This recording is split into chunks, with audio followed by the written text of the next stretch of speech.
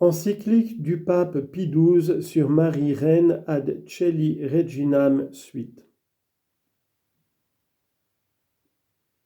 Sans doute, seul Jésus-Christ, Dieu et homme, est roi au sens plein, propre et absolu du mot.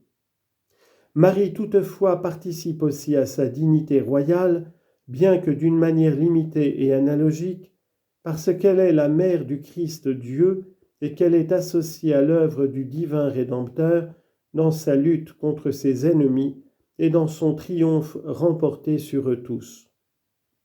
En effet, par cette union avec le Christ roi, elle atteint une gloire tellement sublime qu'elle dépasse l'excellence de toutes les choses créées.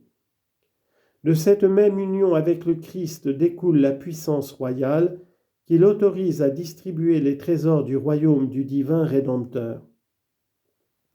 Enfin, cette même union avec le Christ est source de l'efficacité inépuisable de son intercession maternelle auprès du Fils et du Père.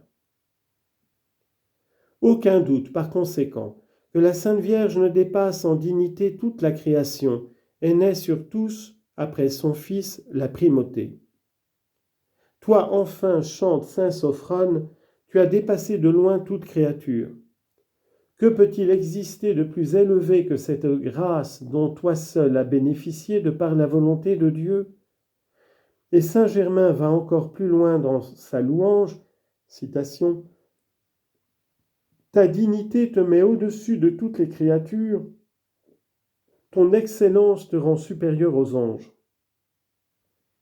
Saint Jean Damascène ensuite en vient jusqu'à écrire cette phrase, citation, « La différence entre les serviteurs de Dieu et sa mère est infinie. » Pour nous aider à comprendre la dignité sublime que la Mère de Dieu a atteinte au-dessus de toutes les créatures, nous pouvons considérer que la Sainte Vierge, depuis le premier instant de sa conception, fut comblée d'une telle abondance de grâce qu'elle dépassait la grâce de tous les saints. Comme l'écrivait notre prédécesseur Pie IX d'heureuse mémoire dans sa bulle Ineffabilis Deus, citation, « Bien au-dessus de tous les anges et de tous les saints, le Dieu ineffable a enrichi Marie avec munificence de tous les dons célestes, puisés au trésor de la divinité. Aussi, toujours préservée des moindres souillures du péché, toute belle et parfaite, elle a atteint une plénitude d'innocence et de sainteté qu'on ne peut en imaginer de plus grande en dessous de Dieu et que jamais personne, sauf Dieu lui-même, ne réussira à la comprendre.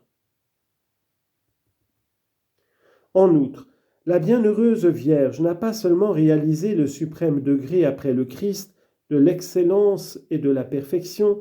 mais elle participe aussi en quelque sorte à l'action par laquelle on dit avec raison que son Fils, notre Rédempteur, règne sur les esprits et les volontés des hommes. En effet, si le Verbe opère les miracles et répand la grâce par le moyen de son humanité,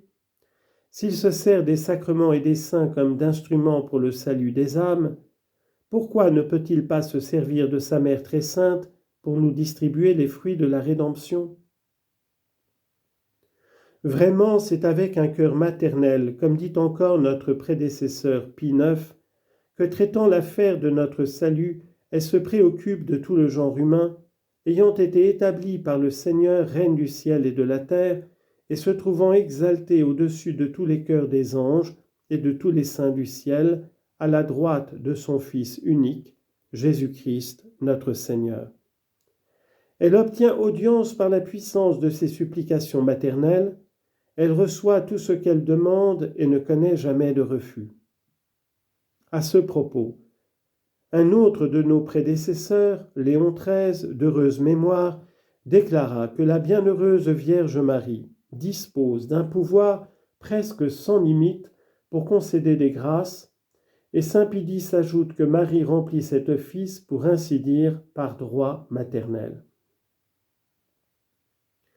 Que tous les fidèles chrétiens se glorifient donc d'être soumis à l'empire de la Vierge Mère de Dieu, qui dispose d'un pouvoir royal et brûle d'amour maternel. Mais en traitant les questions qui regardent la Sainte Vierge, que les théologiens et les prédicateurs de la parole divine aient soin d'éviter ce qui les ferait dévier du droit chemin